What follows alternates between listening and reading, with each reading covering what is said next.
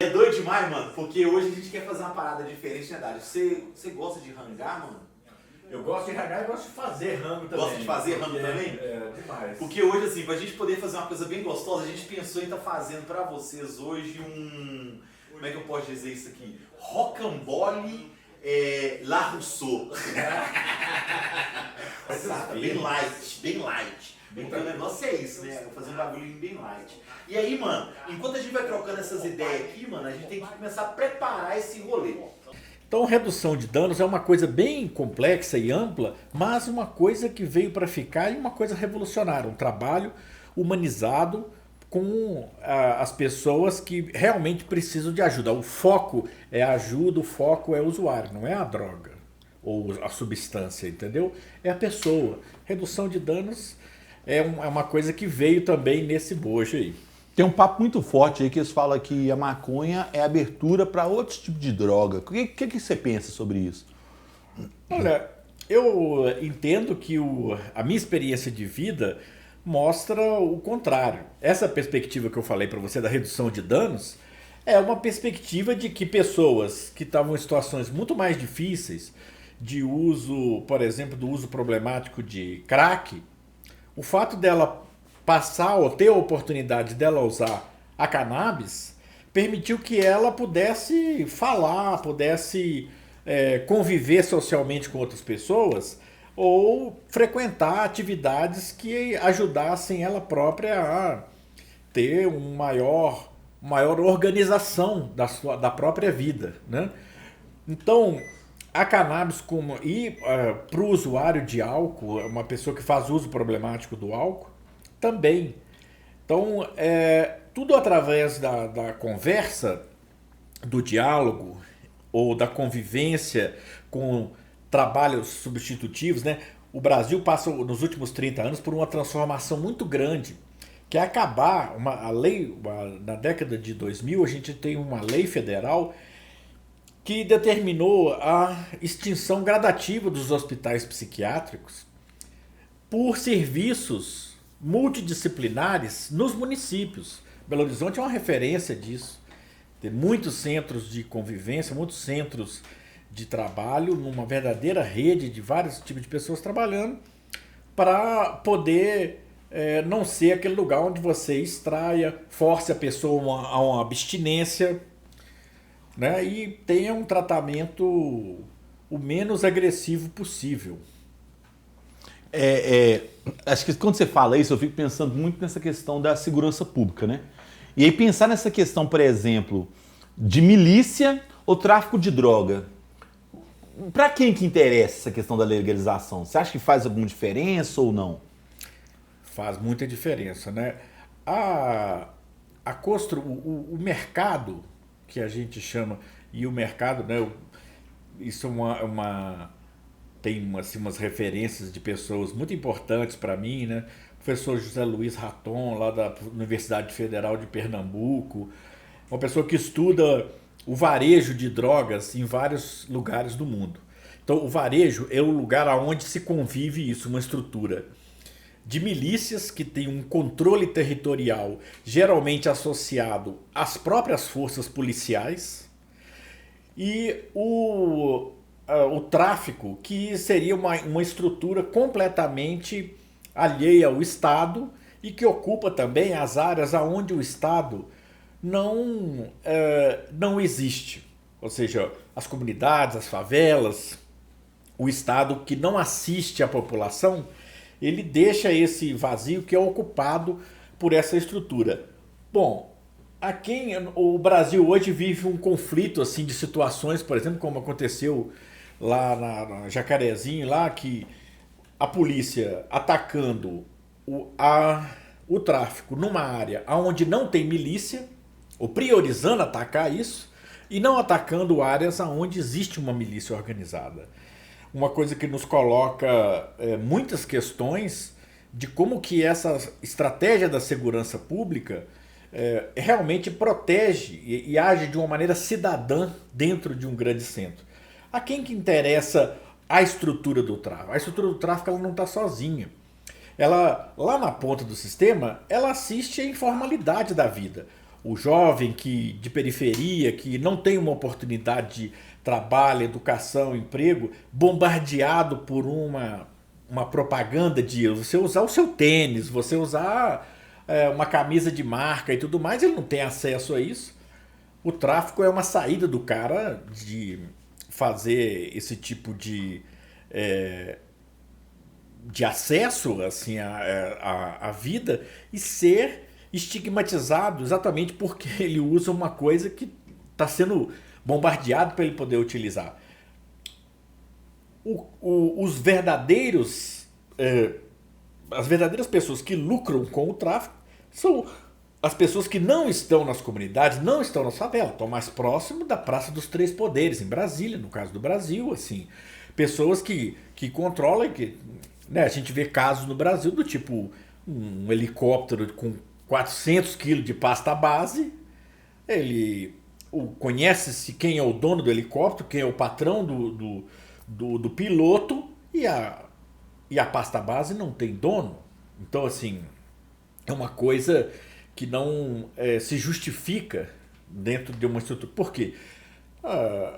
Porque o sistema está todo concentrado em penalizar a ponta do sistema. E Nova York, por exemplo, passa por um processo de legalização do consumo e a maior preocupação do processo é que o lucro da venda da cannabis seja revertido para o reparo exatamente daquelas comunidades aonde estão as pessoas que se valiam de fazer o varejo da droga, não é? De vender para sobreviver.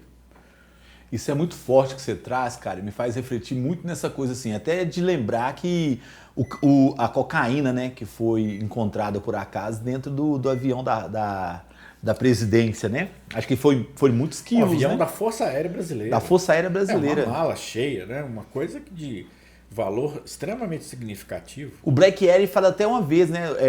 A cocaína no avião da FAB. Parece que a coisa aconteceu mais uma vez, né? Sim. Dentro da área política, será que sempre foi assim? Sempre existiu isso, Dário? Você acha que é uma coisa nova? Não. Porque acaba que parece que fica muito numa lógica de não existir justiça para isso, né? Que a gente percebe, por exemplo, que às vezes um jovem de periferia pega anos de cadeia por ser pego com 1 quilo de maconha. E aí muito você vai menos, pegar até muito menos, assim, ele não ser julgado pela quantidade de casos que tem. Quando a pessoa é apreendida e o delegado, a lei brasileira, ela não é uma lei que eu considero descabida ou ruim, não. Ruim é a aplicação da lei, porque o delegado, a pessoa que faz a ocorrência inicial, ela procura criminalizar aquele que tem uma situação sem defesa, sem um advogado para ir atrás e tudo. Porque o jovem branco, de classe média, alta, que tem a oferta de drogas na porta como um serviço de delivery, ele não é criminalizado dessa forma. Rapidamente um advogado consegue defendê-lo numa situação de usuário e ele é liberado, responde em liberdade, faz serviço, é enquadrado como usuário. E um jovem de periferia que não tem essa defesa, ele vai para um estado que persegue ele, considera 2 baseado como uma coisa, como se fosse um tráfico. E só numa segunda instância é que um juiz, um desembargador, vai chegar e qualificar. Peraí, gente, 2 baseado, uma pessoa traficar? Traficar é 400 quilos, entendeu? Isso é que é tráfico.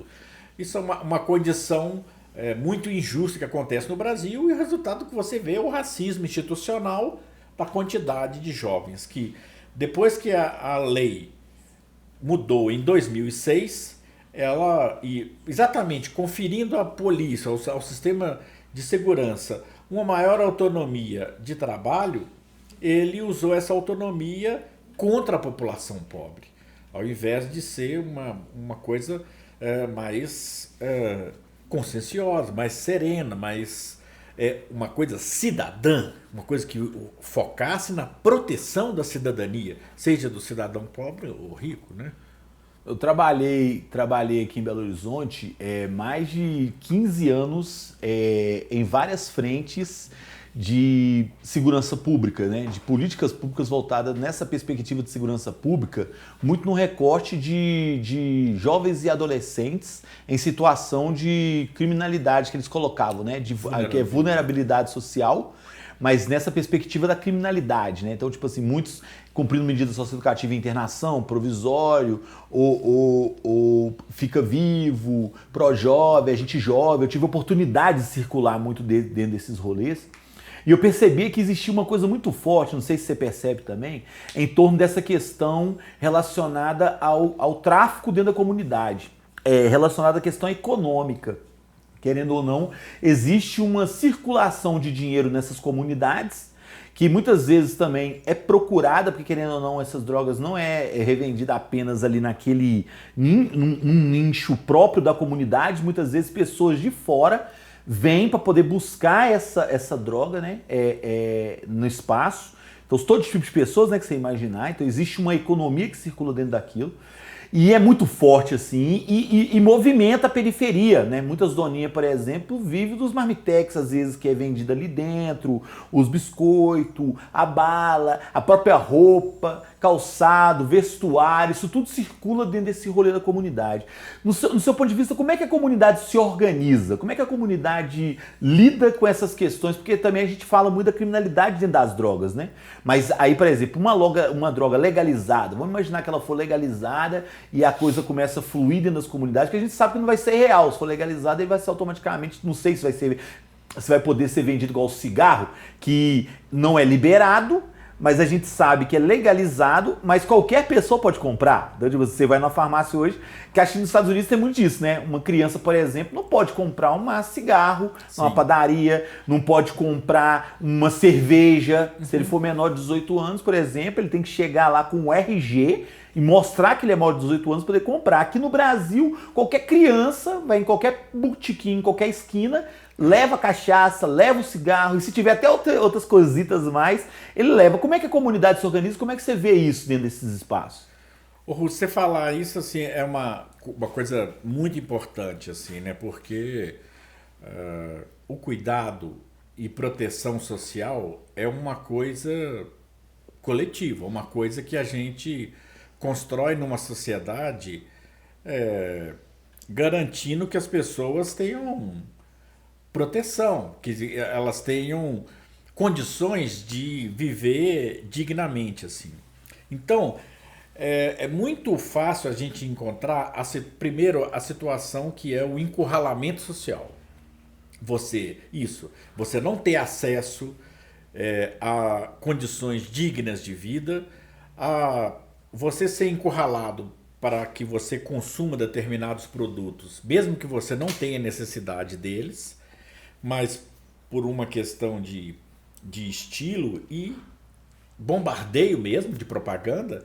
Então, a comunidade ela já é um lugar onde, obviamente, ela tem que buscar o recurso fora dela. Isso, o dinheiro que circula lá dentro, obviamente, ela vai captar fora. Ela vai trabalhar para quem tem condições de fornecer uma receita para que aquela... Agora, o problema da favela é que é o seguinte, se ela consegue girar 2 milhões, 3 milhões, aqueles 2 milhões, 3 milhões, muito pouco dele fica na própria comunidade. Isso vai para as esferas mais altas do tráfico, do varejo, né? A proposta de se colocar alternativas, você trabalhou no Fica Vivo e tudo mais, que é uma experiência muito importante para Minas Gerais, são propostas no qual você exercita uma coisa que é trabalhar que o jovem ele faça as suas próprias escolhas. E ele tem escolha para poder fazer. Porque quando ele não tem escolha, o que eu chamo de encurralamento social, cara, você vai ser um trabalhador de carteira assinada, ganhar menos do que um salário mínimo, trabalhar 40 horas semanais ou qualquer coisa parecida, você não vai ter acesso a nada. Se você começa a fazer uma outra coisa na vida social e você tem uma oportunidade de ganhar com cultura, seja dança, seja música, poesia, sabe, apresentação artística, você está construindo suas alternativas. E as pessoas querem criar, todo mundo quer criar. Então, eu acho que o processo é um processo assim, de dar autonomias para as pessoas, não impor o que elas vão ser e dizer, olha, você vai ser o que o mercado... Não, ela sabe construir mercado também. Ela sabe fazer o seu rolê de moda, ela sabe fazer o seu... E aquilo ali circula dentro de uma certa comunidade. Você falou exatamente assim das doninhas, das mães. Assim, as mulheres são as mais afetadas pela questão do tráfico. Seja porque os filhos, né, a quantidade de famílias onde o papel do pai é ausente e que o jovem ele já sai para a vida no sentido de não só viver isso que a gente está falando, mas também de sustentar a mãe, o irmão mais novo e etc. E quando ele é preso, ele cai dentro desse sistema penal, às vezes a mãe é também encurralada a substituir o filho no trabalho e ser também submetida a um processo de violência do Estado, e também ser presa, né, a quantidade de mães que tem nesse processo. Não é brincadeira, senão movimentos assim como o Solta Minha Mãe são, sabe, assim, fundamentais, porque visam discutir essa misoginia, nessa perseguição das mulheres dentro do processo penal, do processo de combate, que esse termo ainda está aí, porque essa perseguição violenta do Estado, que a gente chama de guerra às drogas, é um troço importado dos Estados Unidos, vai junto com o processo de tráfico e milícias, porque canaliza também o tráfico de armas, que é muito maior do que o tráfico de drogas, e visa sustentar essa estrutura paralela de Estado, que só faz uma bola de neve, e quem paga são os jovens, os policiais militares de ponta, que na maioria também são negros, né? Soldados, cabos, que são a ralé da polícia, enquanto seus comandantes estão comandando de rádio, de televisão, à distância. Né? E que muitas vezes são linha de frente, né, Dário? Sim. Nessa questão da segurança pública, né? Que morrem, por exemplo. Tem uma experiência muito forte de que eu percebo, por exemplo, a diferença, por exemplo, do Rio de Janeiro. Porque eu percebo que parece que no Rio de Janeiro existe um índice muito maior de genocídio, principalmente dessa juventude negra, que acho que quando você traz essa experiência, acho muito legal pensar nessa coisa do Jacarezinho, né? O índice gigantesco de pessoas que foram mortas, e principalmente jovens, negros, moradores ali. E também morreu. Aí acho que isso aponta também para um policial, Tira que já foi o primeiro. Tiro pelas costas, situações de cena do crime alterada. Isso é uma execução, né? Exato. São características de execução. Qual que é a importância para você, assim, dessas políticas públicas de juventude, por exemplo? Porque aí vamos pensar isso numa lógica política, né? Querendo ou não, porque muita gente às vezes acha que política é só o ato de você ir lá no dia da eleição, votar, né? Ou ser votado, e a partir desse momento a política ela se torna uma responsabilidade unicamente do político, né? Muitas vezes as pessoas nem olham acho que é óbvio assim, né? Pro prefeito, governador, presidente, e às vezes acha que deputado estadual, deputado federal, que é muitos políticos, são muitos políticos, né? E aí fui refletir assim, tantos políticos, e as pessoas acham que a política é um ato apenas de responsabilidade do político. E aí, por exemplo, quando a gente pensando nisso, eu penso muito nessa coisa da política pública. Então, tipo, aí acho que talvez pro pessoal que tá vendo hoje, que às vezes não entende muito bem qual que é a viagem, porque a gente vive esse rolê de política pública. E para se criar uma política pública, inclusive, é necessário até o censo, né? Que a gente já tá com esse problema também. Sim. A gente está com esse BO do censo, querendo ou não, parece que o censo não era para ter acontecido no ano retrasado, que era 2019, né?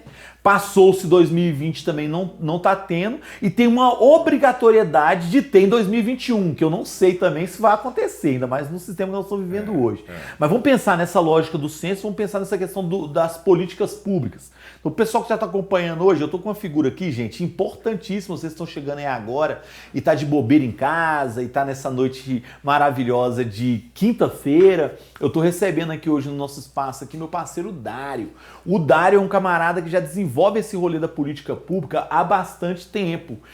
Não só apenas, né, como candidato, que ele já foi candidato, mas é um cara que já tem uma base principalmente voltada para questões relacionadas ao uso medicinal da maconha, da cannabis sativa. E tem um trabalho muito voltado para essa questão também da legalização, não só da maconha, mas de todas as drogas. Tá entendendo essa coisa de entender qual que é o rolê da droga, que viagem que é essa, né? Então, às vezes você tá passando aí agora, e aí às vezes você pensa assim, mas a maconha é não sei o que lá, a cocaína é não sei o que lá, e aí vem o café também, o café é o quê, né? A Coca-Cola é o quê, né? Eu não quero ficar fazendo também propaganda aqui, né, velho, pra qualquer tipo de refrigerante, mas o refrigerante também, não sei se vocês percebem, tem uma quantidade muito grande de açúcar, e o que é essa açúcar no nosso organismo, saca?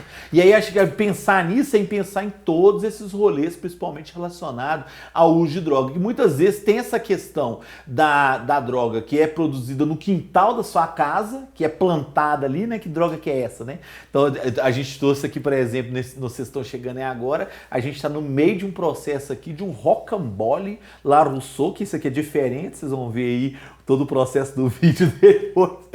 Mas também entendendo essa concepção assim, de todas as ervas que a gente produz na comunidade, na terra que a gente leva ali, que você planta, depois você leva para a sua alimentação e essa alimentação automaticamente vai para o seu organismo. O organismo da gente necessita, inclusive, de muitas...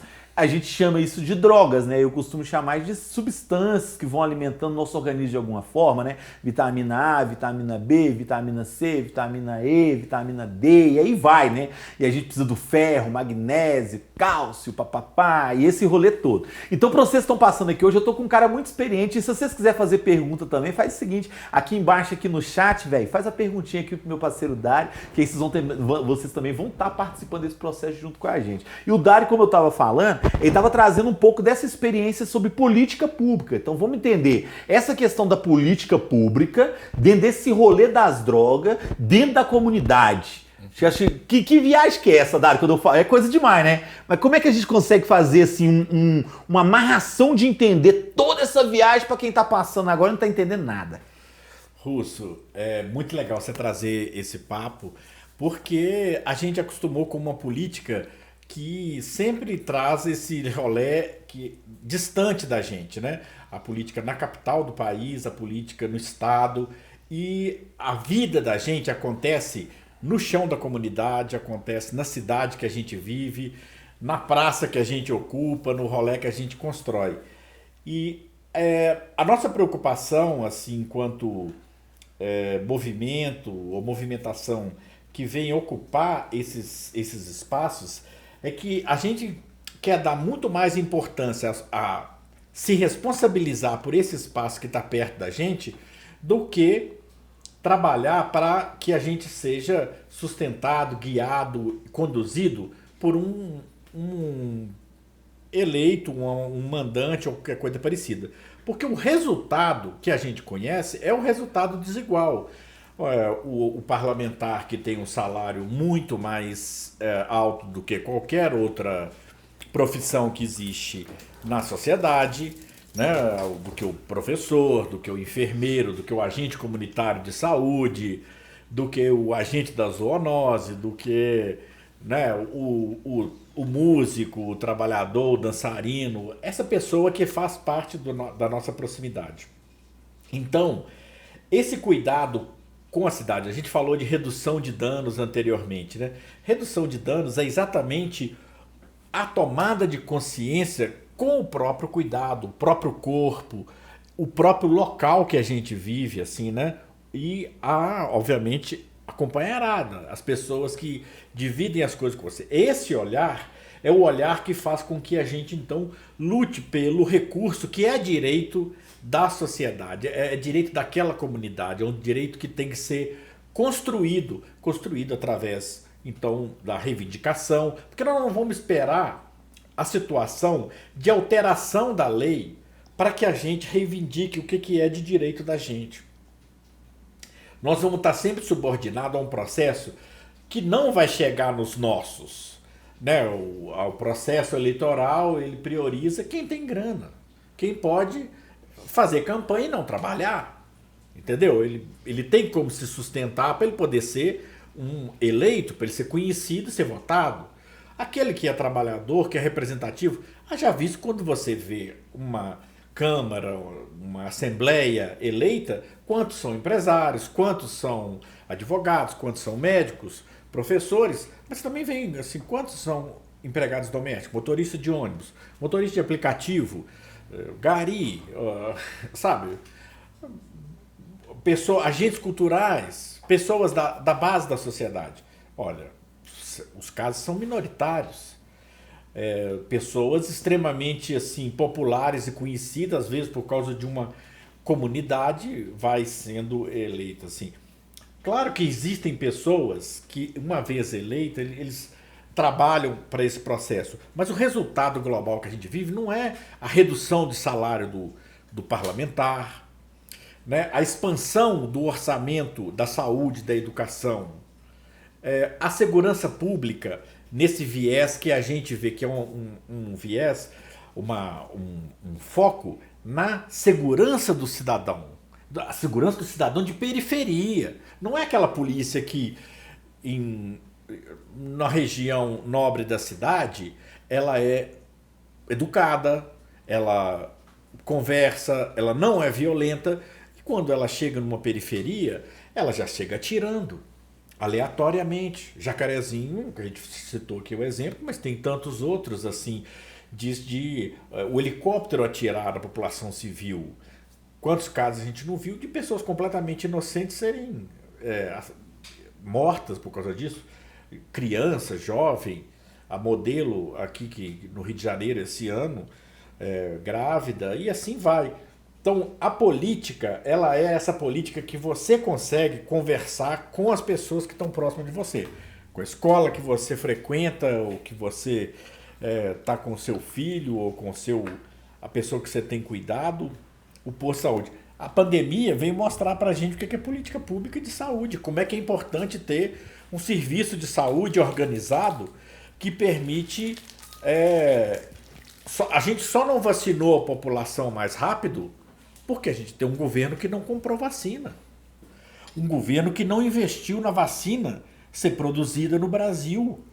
Tem que ser comprado assim, os elementos primordiais para ela ser só embalada no Brasil, assim, distribuída. E mesmo assim, num processo lento. Estamos investigando aí a corrupção. Isso é político. Então, a gente trazer essa influência para próximo da gente é o rolê da coisa pública, né? Quanto mais próximo de você, mais importante a coisa é. E mais próximo de você dialogar, assim.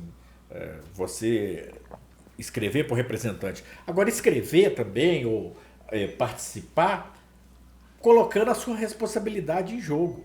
Porque é muito fácil dizer assim, ô Russo, vai lá e legaliza o bagulho pra gente. Nós temos vários processos no Brasil hoje em dia, que nós podemos falar também. O processo que está no Congresso Nacional da lei, o projeto de lei 399 de 2015, que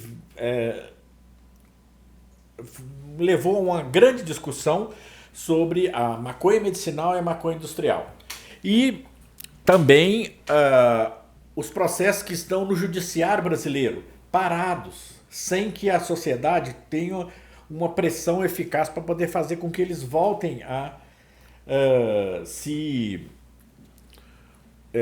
voltem a ser discutidos.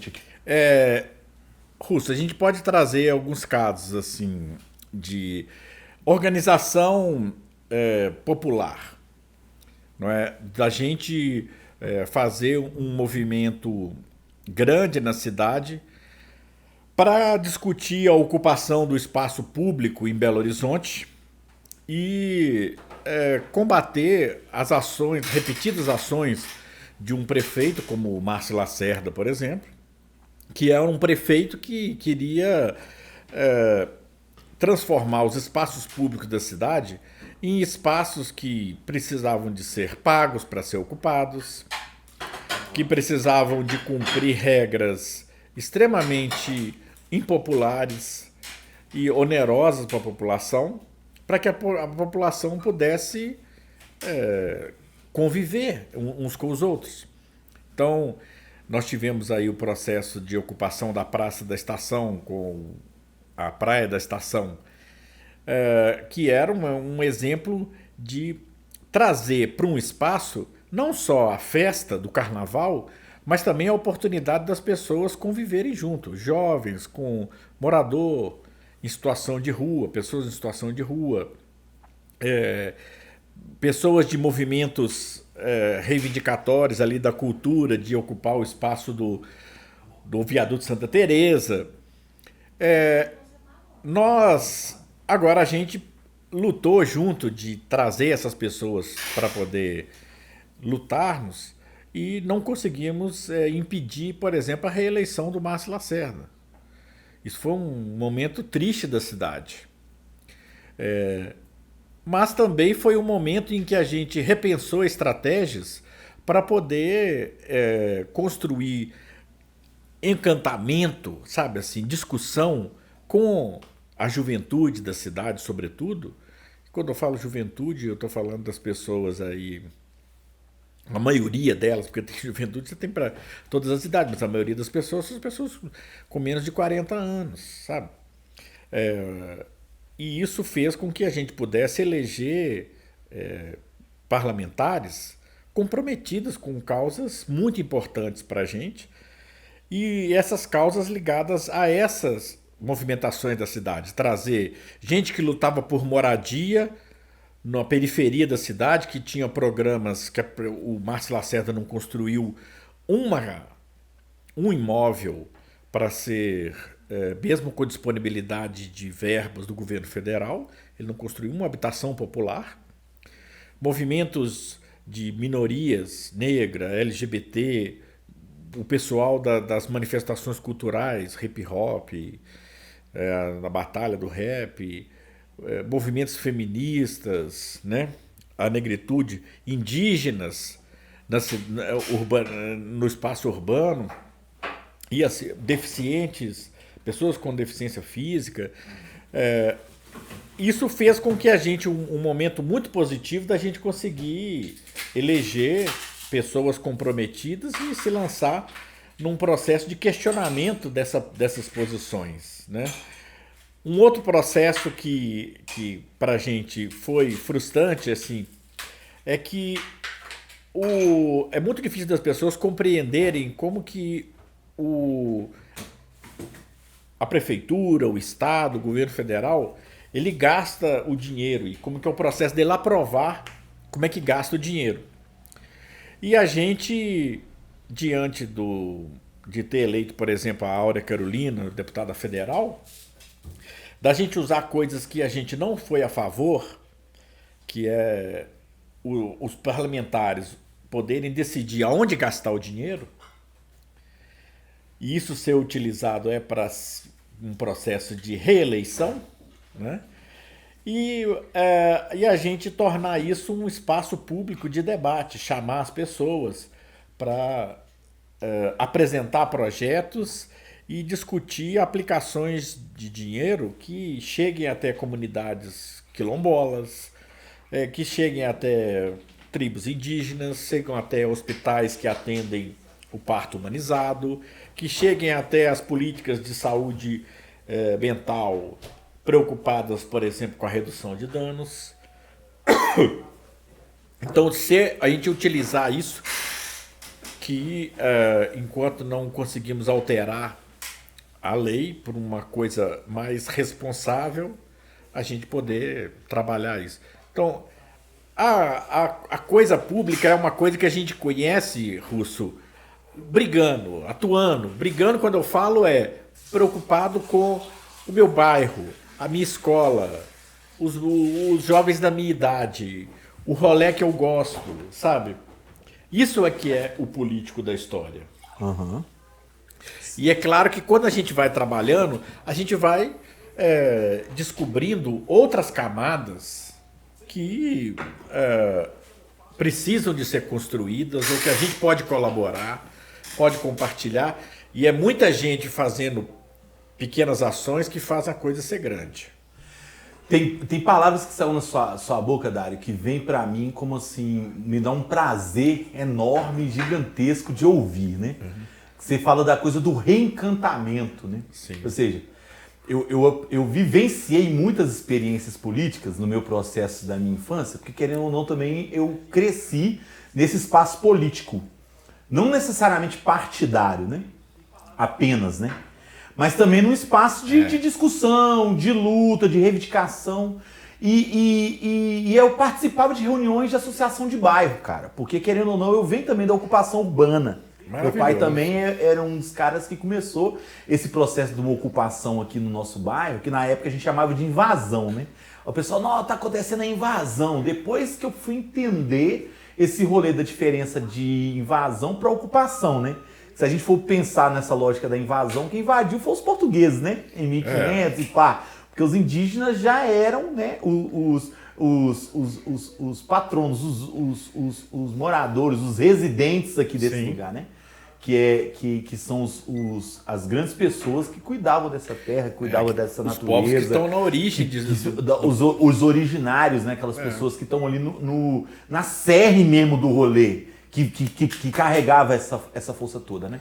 E aí quando veio esse discurso aí de invasão, aí depois o pessoal, não, isso aqui não é invasão, isso aqui é uma ocupação. Eu aprendi muito nisso. E o aprender me fez refletir muito também até sobre os meus racismos que eu tinha, né? Querendo ou não, a gente cresce num ambiente onde, infelizmente, naturalizou-se o racismo, naturalizou-se o machismo, a homofobia. Então eu aprendi muito com as mulheres do movimento negro, mulheres feministas. Ó, tá começando já a bater. Aprendi muito com essa diversidade, aprendo até hoje. Acho que eu não consigo viver, na verdade, hoje sem essa diversidade política. Então aprendi muito com esse processo político. E aí quando eu começo a refletir sobre esse processo meu de militância, de entender essa política, eu tinha muito prazer em participar daquele rolê, porque eu comecei a perceber que ao pouquinho que a gente cobrasse, que a gente reivindicava, a comunidade ela foi criando vida.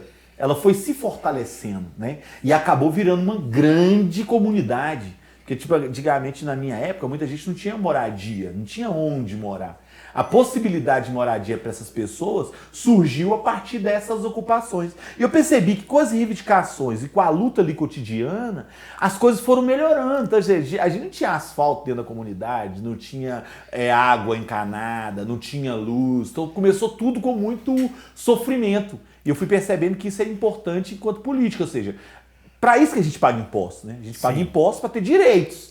Então a gente não está fazendo um favor. Na verdade, tudo isso que a gente recebe, ele vem de uma luta cotidiana. Então, e eu curti demais aquele processo, assim, eu acostumei com a luta. Porque aí, a partir do hip hop, eu comecei a perceber a importância de lutar, porque o hip hop o tempo todo me ensinou isso. A luta contra o racismo, a luta contra o machismo, contra a homofobia, mesmo existindo isso muito forte dentro de nós homens. Claro. Que essa questão não é do movimento hip hop, ou do movimento negro, ou do movimento branco, é do homem. Nós homens temos que entender qual que é o nosso lugar de mudança, de luta, de abrir mão de privilégio, né, Dário? A gente fala sobre isso o tempo todo, né? Como é que a gente abre mão de um privilégio?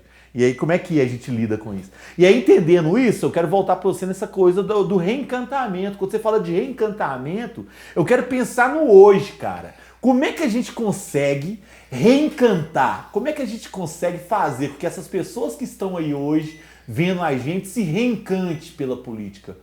Curta a política, viva a política. Porque as experiências já colocou, são N, são várias. Sim. Mas muitas pessoas hoje estão muito divididas. A gente está vivendo, por exemplo, um processo onde as pessoas não estão conseguindo conviver umas com as outras. Eu tenho pessoas, amigos meus que eram muito brother da minha infância, que nós não conseguimos trocar ideia mais por causa de política. Como é que a gente reencanta? Nossa, é muito vivo isso que você está dizendo, né? Porque partindo desse lugar assim que a gente se deixou ser influenciado, trazido, porque as pessoas estão se desentendendo e se angustiando por uma coisa trazida por uma coisa comum, porque é uma coisa que chega até a minha relação com você, chega a relação de você com um parente, você com um amigo, ao mesmo tempo. E isso interfere nessas relações diretas entre as pessoas. E o reencantamento que a gente fala é o reencantamento oposto a isso, é o reencantamento ligado ao que é importante para nós aqui perto. Então, você descobrir que na sua rua existe um movimento cultural, existe uma ação de alguém que preserva um jeito de fazer cultura. O que trouxe de outro lugar, porque a família dele veio de uma região do interior e trouxe junto com ela uma maneira de dançar, de cantar, ou de fazer uma comida, ou de produzir um tipo de festividade numa época do ano e tudo mais. Então, o reencantamento, a gente descobriu, é o processo de identificar esses movimentos que estão perto de você e que podem se conectar. E, então é desde a reivindicação do bairro, por uma questão de organização, de trabalho, de transporte público, ou de acesso à água e esgoto, escola, posto de saúde, até outras coisas que são o direito à diversão, a brincar, a ocupar o espaço público, a ter uma assistência, um agito, né, patrocinado. Esse reencantamento é essa descoberta de que você tem pessoas próximas. É o seu vizinho, cara, é a sua juventude, a sua geração.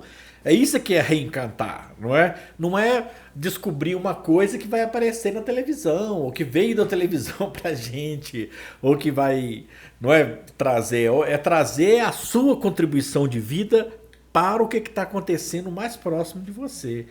E essa relação na cidade tem um efeito propagador.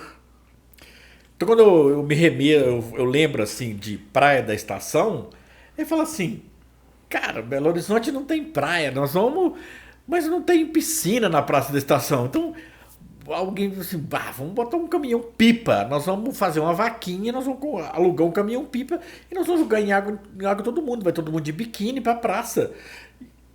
E aquilo ser uma coisa, uma manifestação pública num momento de calor, de verão, de final de semana, de alternativa, sabe? Isso essa alegria é política. Reencantar é buscar essa alegria que a gente precisa de reinventar na vida. E a alegria é uma coisa inventada. Eu comecei a ver vocês fazendo política muito colorido, né? Porque eu venho do movimento hip hop, como eu te falei, e na minha época do movimento hip hop, se a gente trombasse com um maluco, mano, LGBT, que chegasse já colando, dando beijinho, a vontade é socar a cara, mano, meter porrada. A gente vem desse processo muito violento de homem hétero, macho, que não pode chorar, aquela coisa toda, aquela relação que eu fui criado, né? Eu fui criado assim, desde moleque. Meu pai me ensinava assim, que homem não pode chorar, que vocês têm que, não é que você tem que ser igual homem, vira homem. Escutei isso a minha vida toda, né? E até hoje escuto, né? A gente às vezes com o cabelo ali, solto, o sorriso, né? Essa coisa assim do beijo em outro cara. Aí os outros falam assim, pô, velho, mas você tá bem, que você beija demais, você abraça demais. Isso fez um bem muito grande pra mim, porque eu fui percebendo assim, o tanto que a gente é machista, né? O tanto que a gente essa masculinidade tóxica, né? Que a gente fala disso o tempo todo. E eu venho desse rolê e aprendi muito com acho que assim, na verdade esse processo de viver as muitas, de viver a gabinetona, de viver essas experiências políticas que eu tenho vivido, não é algo que nasce do nada, né? Áurea Carolina, Vanessa Beco, Larissa, Lauana, Romim, acho que assim, Juarez Dairel, Nilma Lino, ou seja, vários nomes que são referências para mim, que fizeram uma diferença e fazem uma diferença muito grande na minha formação humana, me fizeram perceber o tão grande e valioso é a importância da diversidade, a importância da diferença, a importância, o tanto que a gente cresce, o tanto que a gente aprende com esses seres iluminados, esses seres de luz, né? E aí eu pensando isso hoje comigo assim, o tempo todo brincando com isso, e vendo você falar, porque você já veio todo livre, mano. Desde quando você faz política, a primeira vez que eu vi o Dário 420, porque eu não conhecia o Dário 420, né? Eu fui conhecer o processo da campanha das muitas na Sanfoninha e a Áurea defendendo aquela ideia ali, mano. É a política que a gente tem que fazer essa aqui. Essa política funciona. Eu falei assim, gente, essa mulher tá louca, mano. Tipo assim, porque quando a gente pensa em política, automaticamente já pensa naquela coisa tradicional, mano. Quem que vai querer votar no Dário, mano? Tipo assim, quem vai querer votar na Áurea? Sim. Colando com esse monte de gente, pessoas, né, que não se encaixam dentro de um perfil político, né? Isso. E acho que vocês trazem isso muito forte. Não só você, acredito sim, que o sucesso da Gabinetona, o sucesso dessa política que vem sendo construída é exatamente a diversidade. E que é muito forte o voto da classe média. Eu percebo que grande parte das pessoas que estudam, principalmente, que fazem academia, que estudam, que tem esse acesso ao conhecimento fora dos padrões pré-estabelecidos na nossa sociedade. Desculpa aí a linguagem meio difícil, às vezes talvez nem todo mundo não entende, mas eu acredito que tá de boa também, assim, muita gente vai ouvindo novos dialetos, novas linguagens. Eu também vivenciei isso, que eu tento também não perder a base. Eu sempre falo isso na política o tempo todo, na escola. Porque eu graduei também, fiz minha pedagogia, fiz algumas pós-graduação, e aí eu fui sentindo que a academia meio que suga muito da gente, vai tomando um pouco da nossa essência, da nossa raiz, e a gente tem que tomar muito cuidado com isso, porque senão a gente perde a originalidade, e o que nos faz humanos é exatamente a diversidade, e a Gabinetona traz isso, as experiências que você está colocando para mim trazem isso, essa nova forma de se fazer política traz isso, e formas possíveis. A gente sabe que dentro da política existe um assistencialismo muito forte. Muitas pessoas sempre olham para o político na perspectiva ali de dar alguma coisa, né? Ou é um emprego, ou é uma cesta básica, ou é passar alguma coisa no hospital, ou é um transporte ali, ou é uma vaga na escola, ou é isso, é aquilo. O tempo todo esse processo de troca vicioso que a gente vive, né? Dentro da política. E quando vem Gabinetona, é completamente diferente, porque quando se pensa uma política que dialoga com a diversidade, a gente tem que mudar essas estruturas de política. Isso é radicalização total da política. E vocês trazem isso. Não é só na conversa, que muita gente às vezes vê o político e fala, esse cara até é de lero-lero, mano, isso aí não existe. E eu percebo que isso é possível. E eu sinto que a gente ainda está um pouco longe, não sei se está muito, porque os votos expressivos que essas mulheres tiveram nas urnas e o resultado dela numa ocupação que eu acredito que seria quase impossível. Se a gente for pensar bem nessa política de Belo Horizonte, que elegeu 4 mulheres, mano, tipo assim, depois elegeu de novo, no mesmo processo, mas 4 mulheres não reduziu, e você foi bem votado, inclusive. Sim. Que, tipo assim, falando de maconha, você tem os seus privilégios, você mesmo falou, sou um cara branco, sou um cara hétero, saca? Sim. Classe média, né? Não moro na favela e tal, mas querendo ou não, você tá ali dentro do rolê, porque você pegou uma pauta que é bomba. Falar de legalização de maconha, de droga, falar de aborto, falar dessa questão do trabalho antimanicomial dentro de uma sociedade que... Acho que eu gosto de viajar muito em Platão, na teoria da caverna, né? Sim. A galera fica presa ali naquela ideia e acha que não existe nada para além daquilo ali. E você trazer radicalmente o inverso e quase ser eleito, tipo assim, ficou suplente várias vezes aí na sua vida, muito próximo de entrar nessa ocupação de poder. De trazer essa política. Como é que você lida com isso, mano? Me explica um pouco como é que a gente consegue perceber que viagem de política é essa? E aí, tipo assim, você já fala isso na sua prática. E você vê esse sonho que é seu, que você construiu junto com essas mulheres, com essas indígenas, quilombolas, negra, favelada. Você conseguiu concretizar isso. Qual que é o seu sentimento? Qual que é o seu...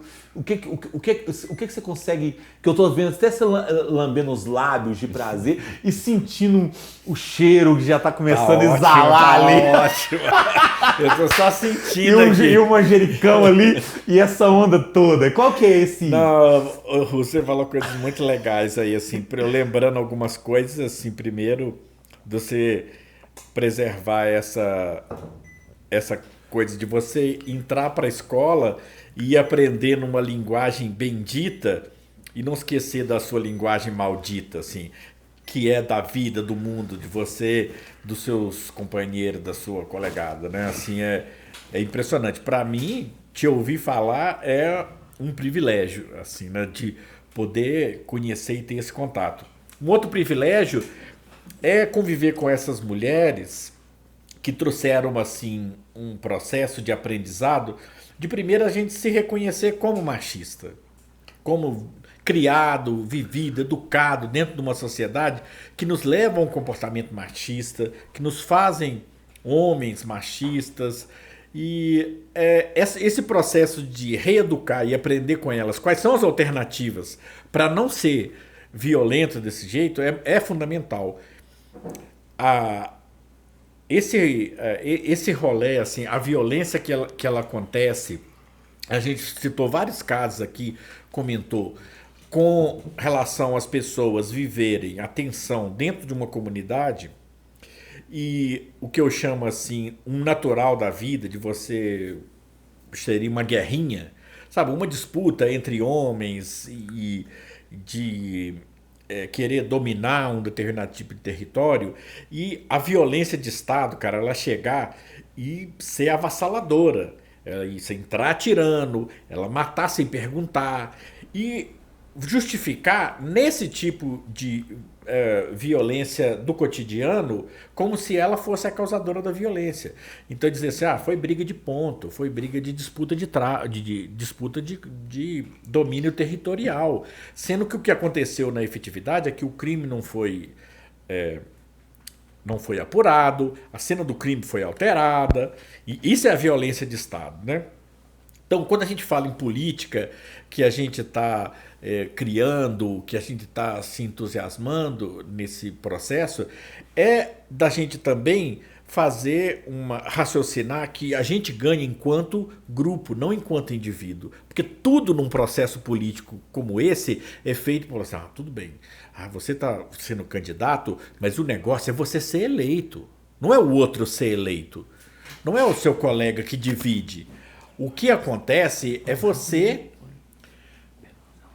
ter o privilégio de você ser o eleito. E não, a questão é como que você faz com que a pauta que você luta, os colegas que constroem com você, esse é o processo de ser eleito. Então, assim, para mim é um orgulho muito grande eu ter ajudado a eleger mulheres negras, mulheres artistas, mulheres referências, assim, de processos vividos e que são uma minoria dentro do espaço político. As mulheres ocupam muito menos espaço. E a gente conhecer, através disso, pessoas que vieram de longe para poder dialogar com a gente. A gente recebeu Marielle aqui em Belo Horizonte, a gente recebeu indígenas da Amazônia, a gente foi atrás deles para poder conversar e dialogar sobre processos que podem ser mais fortes, exatamente por causa dessa capacidade dele vir do local, assim, dessas forças que estão próximas se trocarem a sua construção. Então, eu acho que ter o resultado coletivo é uma coisa mais transformadora do que você imaginar a própria eleição, o próprio ganho pessoal, porque essa construção ela é mais difícil de ser feita, mas ela é o processo político mais propagador, sabe assim, da vida, sabe? Então eu acho que esse aqui é o grande interesse. Você conheceu a Marielle, né? Conheci a Marielle. E aí, tipo assim, acho que eu não cheguei a conhecer ela pessoalmente, né? De ver, Sim. Conheci a Marielle depois da caminhada dela, né? Como Marielle também, a Áurea Carolina. Uhum. Porque assim, quando eu vejo a Áurea Carolina, eu vejo Marielle. E tipo assim, a essência delas são muito parecidas, né? Sim. Periferia, pautas negras, tá ligado, velho?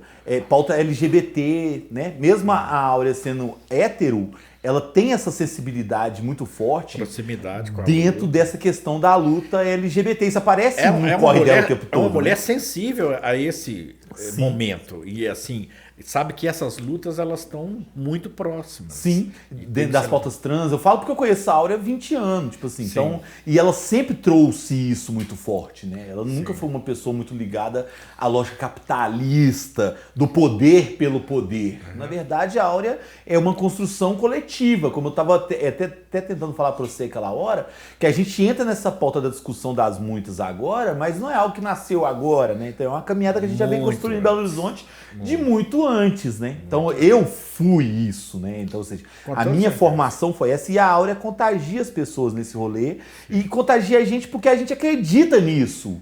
Né? Mesmo a gente tendo, como eu sempre bato nessa pauta, a gente tem os nossos privilégios, mas a gente automaticamente se encaixa nesse perfil e nesse rolê porque a gente realmente acredita nisso, cara. Isso é possível.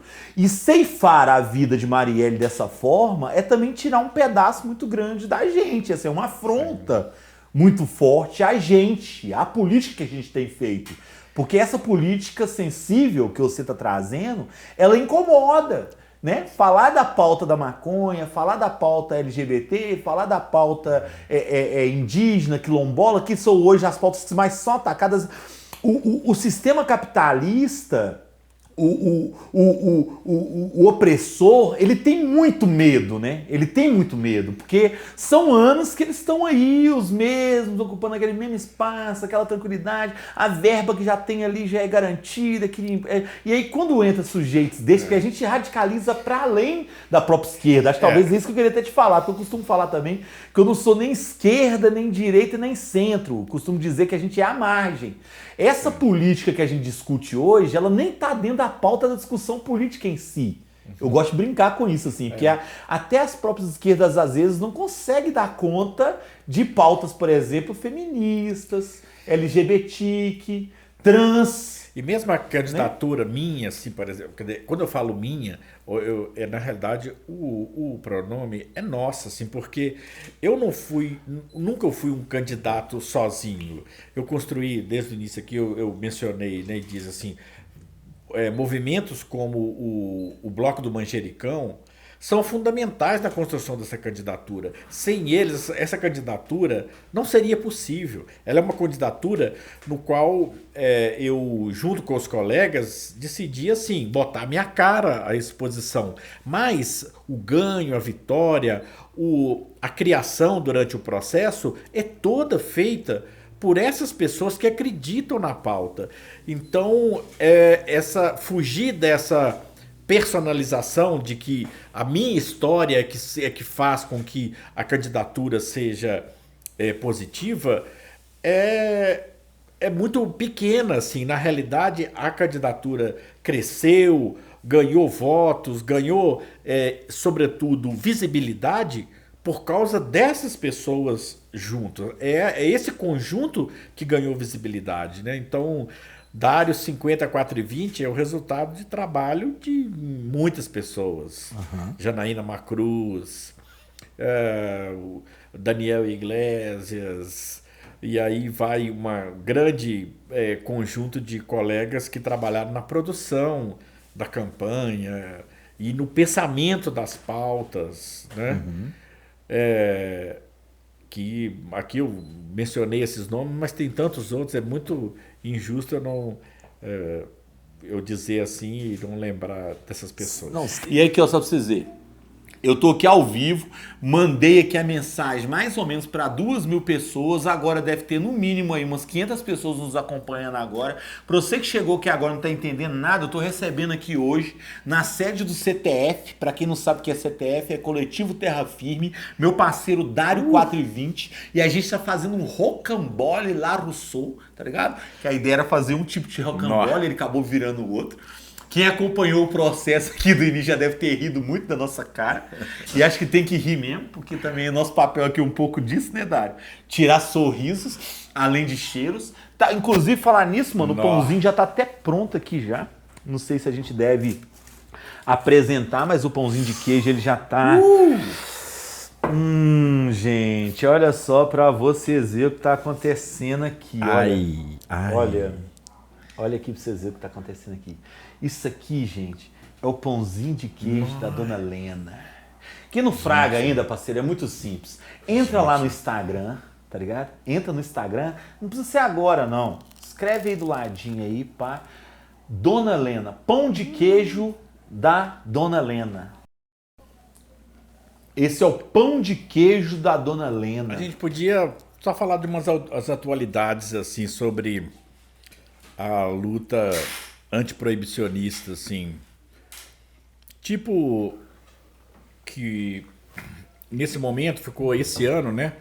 Passou muito Chega só um pouquinho mais perto do microfone. o processo da discussão na Câmara dos Deputados de um projeto que é conhecido como o Projeto 399 de 2015, que ele não é um projeto bacana, no sentido dele ser um projeto que atende os principais anseios da luta assim, antiproibicionista, né? A legalização do plantio doméstico, da cannabis, das pessoas poder produzir o seu próprio óleo doméstico, seu extrato de planta.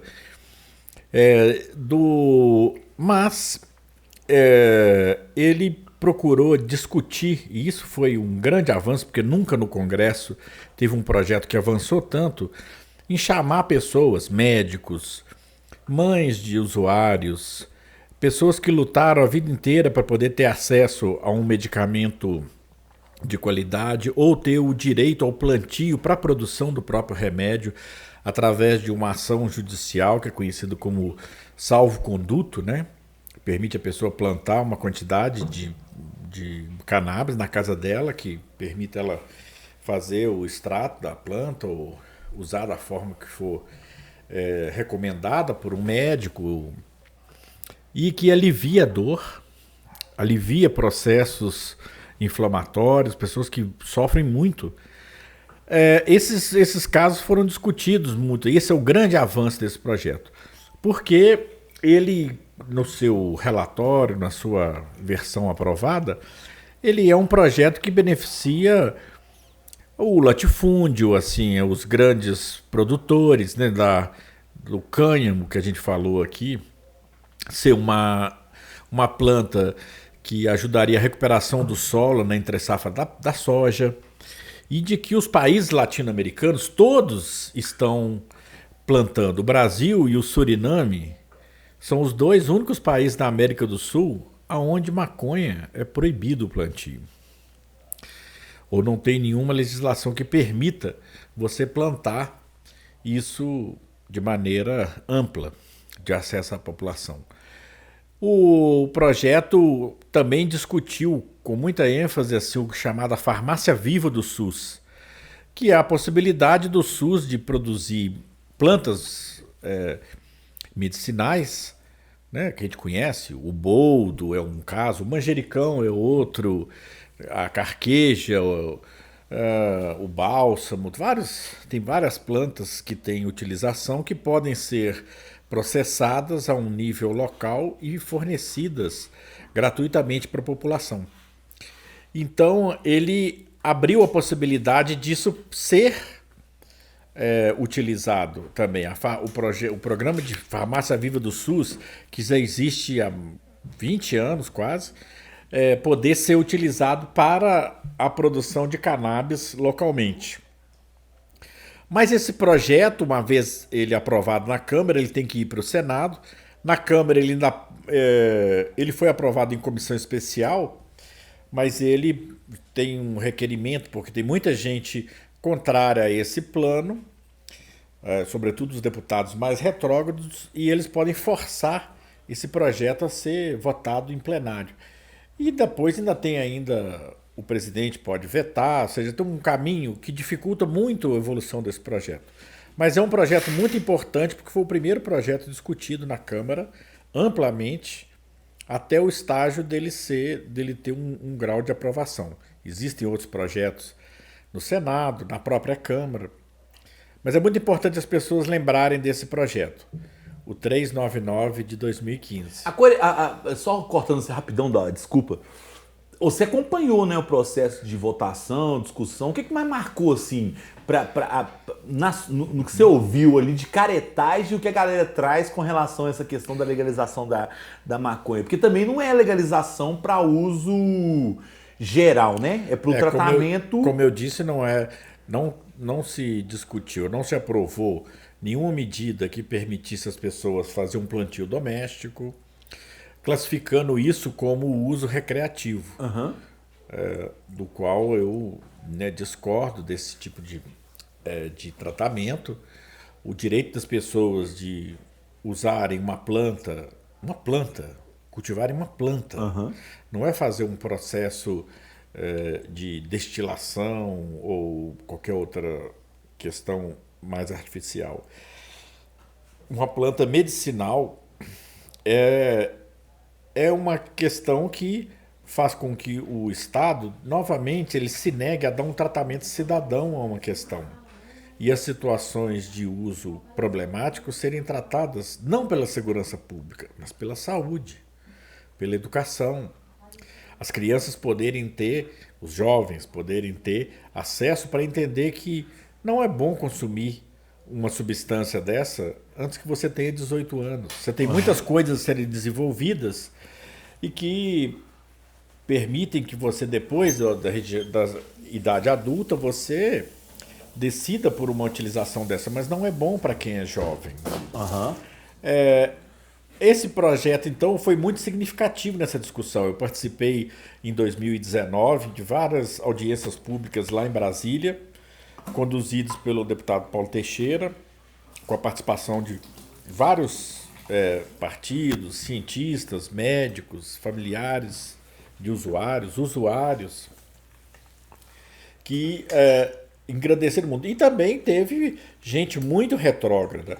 O Conselho Federal de Medicina é muito retrógrado, a Associação Brasileira de Psiquiatria, a Federação das Comunidades Terapêuticas, pessoas que defendem tratamento compulsório, por internação compulsória, abstinência do uso de substância que a pessoa faz um uso problemático, essas questões que são muito ultrapassadas, eu diria isso, sim. Não, existem casos em que, é claro, tudo isso é discutível e tem o seu cabimento, mas não é um uso generalizado de uma política dessa que vai permitir que a gente faça avanços. Então essas audiências foram muito importantes. Eu também destacaria, assim, o processo que está no Supremo Tribunal Federal, que é o processo de um jovem que foi preso com uma pequena quantidade e que defende no seu recurso extraordinário, que se chama, que o porte de pequenas quantidades seja considerado como a lei estabelece, o Código Penal estabelece, como um direito de usuário.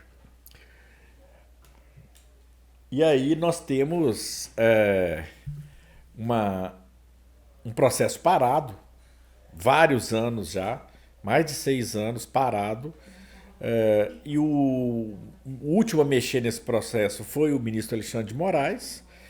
Ele não voltou a plenário, ele tem que ser escolhido pelo presidente do Supremo para voltar ao plenário. Eles reiteradamente têm não pautado ele para ele voltar ao plenário. Ele já tem 4 votos, 3 favoráveis a uma liberação para o plantio doméstico e o uso de pequenas quantidades, o porte de pequenas quantidades, e ele não volta ao plenário para que os outros ministros concluam seu voto.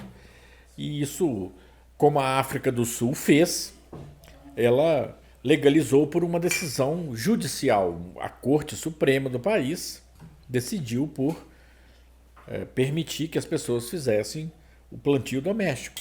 É uma alternativa muito importante as pessoas saberem que os movimentos sociais que lutam pela legalização, eles têm trazido muito ao movimento de pedir ao Supremo Tribunal Federal que volte a pautar esse processo para que ele evolua como uma estratégia que nesse momento é o que nós podemos ter de mais produtivo nesse antiproibicionismo. Fora as outras coisas que são uma luta que nós não deixaremos de ter, que é desencarcerar a juventude que está presa injustamente.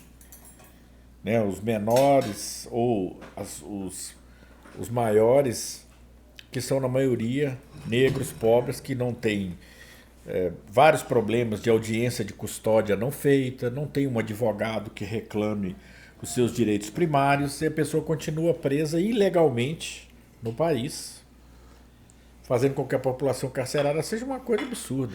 Isso você está falando aí é muito legal, Dário, porque tipo assim, eu percebo que o sistema carcerário do país mantém... Eu ouvi falar que, tipo assim, mais de 50% do sistema carcerário, por exemplo, é mantido por pessoas relacionadas ao tráfico de droga, de alguma forma. Não sei se é isso em dados, mais eu não de tenho 50%. certeza. Pois é. E grande parte está muito ligada a essa coisa, né? Da maconha, da cocaína, do quer dizer, drogas que são colocadas dentro da comunidade, né? Sim. São colocadas dentro da periferia, a gente sabe... Todo mundo sabe quem coloca, e a gente sabe que não é esse sujeito que tá lá dentro. Sempre nas minhas experiências de vida eu sempre trouxe isso para a juventude, entendendo que a maconha, necessariamente, ela não é plantada dentro da comunidade, a cocaína não é refinada dentro da comunidade, o crack, assim sucessivamente. Essas drogas não são feitas lá dentro, mas estão lá dentro. E chega lá dentro, e passa pelas fronteiras. E a fronteira, para quem não sabe, é de responsabilidade, por exemplo, da segurança pública. E a gente sabe que a segurança pública, principalmente, quem é de favela sabe o que eu tô falando, mano. Sabe que a segurança pública sabe onde tem o tráfico de drogas. Na época do programa Fica Vivo, por exemplo, se você quer ver uma boca fechar, é só uma viatura parar na boca, não precisa prender ninguém. Porque a gente sabe que prender não vai resolver. Porque se prender um ali, daqui a pouco tem outro ocupando outro espaço, tem outro ocupando outro espaço. E quem morreu, morreu numa questão de lei ou justiça que é feita de forma sempre agressiva, violenta, né? Longe total do que a gente se discute enquanto democracia, enquanto direito. Além do que você manter uma população presa, você faz com que eles, dentro desse processo de prisão injusto, sem condições sanitárias mínimas de sobrevivência, eles ali desenvolvam ali uma escola, aí sim, para ele entrar em esferas muito mais pesadas, se endividar dentro da própria cadeia por compra de proteção e segurança, e desenvolverem atividades ligadas aos milicianos ou então a própria estruturas de tráfico, sendo porque a pessoa é novamente assim coagida dentro de um processo no qual ele não tem proteção. É impressionante isso. Isso é fato. Chega só um pouquinho mais perto do microfone aí, Dário. Nós já estamos chegando no processo final. Eu trouxe aqui mais uma aguinha com abacaxi para você. Uau! Que acho que ajuda muito nesse processo para poder abrir o apetite, né, mano? Fazer você ficar mais... Esse é o abacaxi. Esse é o abacaxi que nós estamos descascando de outra forma. Porque cada pessoa descasca o seu próprio abacaxi. Aqui, se você não sabe descascar um abacaxi, meu amigo, coloca aí. Aqui a gente descasca abacaxi, aqui a gente descasca limão, aqui a gente descasca tudo que for necessário para poder a gente ficar cada vez mais felizão. Tá vendo? Trabalhei até com poesia para mostrar que nós é disposição. E quem não entende a parada, tá vacilando demais, meu irmão.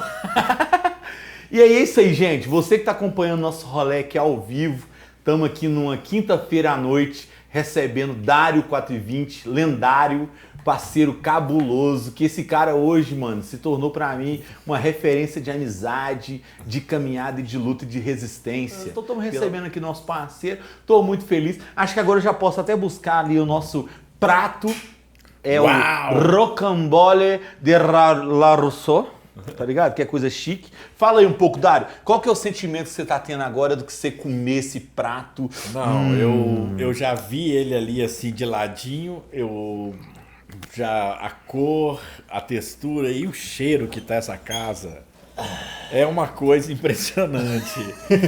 Nós estamos aqui há um bom tempo conversando, falando, e agora nós vamos passar para a realidade. Olha só pra vocês verem, galera. Não Meu- sei se ficou prestando, meu não. Deus. A cor tá... Aqui. Você tem uma tesourinha aí, não? Tesourinha não tem, não. Tesoura? Não, uma tesourinha. Então, Pra gente- uma faquinha. Uma mesmo. faquinha temos aí. Tá? Vamos à faquinha, que nós vamos aqui. Que chegou a hora da gente começar, né? Acho que a câmera tá presa, né, velho? O pessoal tá conseguindo ver aí direito aí, Rato? O negócio não? Porque agora, essa aí você desligou a negócio? Ah, é? Que triste, velho. Uai, então nós vamos aqui Olha só pra vocês verem. tirar umas folhas. Nossa, velho. Do manjericão. Manjericão, e ele vai cheirar essa casa toda. Nossa. Nós vamos Não, ele já cheirar. tá cheirando a casa toda. Gente, vocês não estão entendendo, gente. Manjericão. Ai, meu Deus.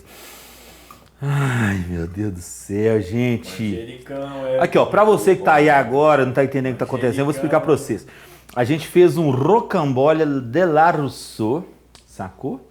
Daquele naipe cabuloso, junto com o meu parceiro Dário, lendário 420, pesadíssimo no rolê. E esse rocambole, o que a gente fez? Ah, não vou explicar não, Dário, fica difícil de explicar. Mas não já fazer, dei uma já pega a receita. faquinha aí, já dá cortinho. E aí eu sei que tá acompanhando aí o rolê. Não, por favor, mano, você é visita que Eu vou fazer um... faz um corte aí que você achar que é proveniente aí da sua alegria, Gente... do seu sentimento, do amor que tem aí envolvido no rolê. Isso aí é bom também tomar com um vinhozinho também, tomar com... Com certeza, isso aqui... Você toma com um vinhozinho. Ó, Hã? vamos ver aqui. Espeto? Espátula não, não tem espátula Isso não daqui aqui. tá muito bom. Isso aí tá, Isso ó. aqui tá muito bom. Isso aqui tá bom demais. Olha que isso aqui tá muito bom. Isso aqui tá muito bom. Gente, e aí, aqui, ó, com o rocambole bem... A gente joga umas folhinhas Manjerica. de manjericão por cima, para que a gente possa degustar. La déguster, le prétin, la maman. Que é isso, gente? Ó. O cheiro tá... Com a mão mesmo, que nós é avacaiado, né, não dá? Tá bom demais. Mãozinha. Eu já lavei a mão, viu, gente? Hoje, para poder fazer o rango, a gente tem que ter uma higiene aí, né, Dário? Nossa, E só lembrando que a gente já vacinou, né, Dário? Primeira dose, pelo menos. já vacinei. Já tá prontinho já. Já. Soltinho. Pronto pro amor. Sempre. Nossa, cara. Mesmo assim, nós temos que manter o distanciamento. Manter o distanciamento. E aqui a gente tá mantendo um distanciamento. Você pode ver que eu tô longe do Dário, não é porque eu não gosto, não, mano. É porque a gente tá se cuidando. A batata tá ótima. Nossa, cara. E... Deixa eu pegar uma faquinha dessa aqui também. Nossa. Pegou o gostinho, mais ou menos, não, mano? Porque eu não tenho muita experiência com isso, não, mano. É uma das primeiras vezes que eu tô aí Tá muito bom. fazendo esse rolê. Era pra ter sido um rocambole e acabou virando o que isso aqui? Ah, o rocambole. É um rocambole, né? De la Rousseau. Tem muitos gostinhos aqui. A carne, o espinafre no meio.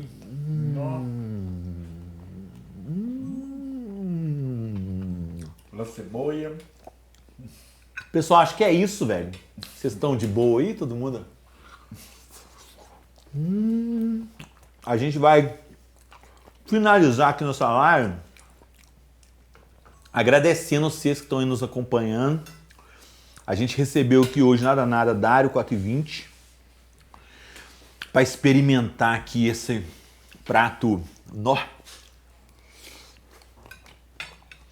Agradecer você também, Russão, sua disponibilidade de trazer esse assunto assim difícil e importante da gente estar discutindo, e nesse espaço maravilhoso assim, que é um espaço aberto a tantas produções, admirável da sua capacidade de construção, muito assim, mostra a sua força e das pessoas que carregam com você isso daqui de uma forma impressionante. Obrigado, Dário. Obrigado por ter Fico feliz. recebido isso aqui e De ter tantas coisas gostosas. Pra E aí tem uma parte da música do Racionais que eu gosto muito de citar, que é aquela sozinho você não aguenta. Sozinho você não aguenta. Que é isso, sozinho a gente não consegue nada. A gente só consegue alguma coisa a mais porque é possível a gente construir isso junto com as pessoas. E junto com pessoas a gente vai fazer a diferença. Então que esse rocambole e que essa visita represente também um pouco do desejo de que todos nós brasileiros temos da aproximação, da festa, do compartilhar, do sentimento, da paz, do amor. Então é isso. Para poder finalizar, você quer falar mais alguma coisa? Quer mandar um salve para sua mãe, para seu pai, para seu cachorro, para sua vizinha? Agradecer toda a galera que curte Russo PR, Dário 420, tamo junto, para que a luta nossa continue com discussões cada vez mais profundas sobre as possibilidades que a gente tem. E muita festa.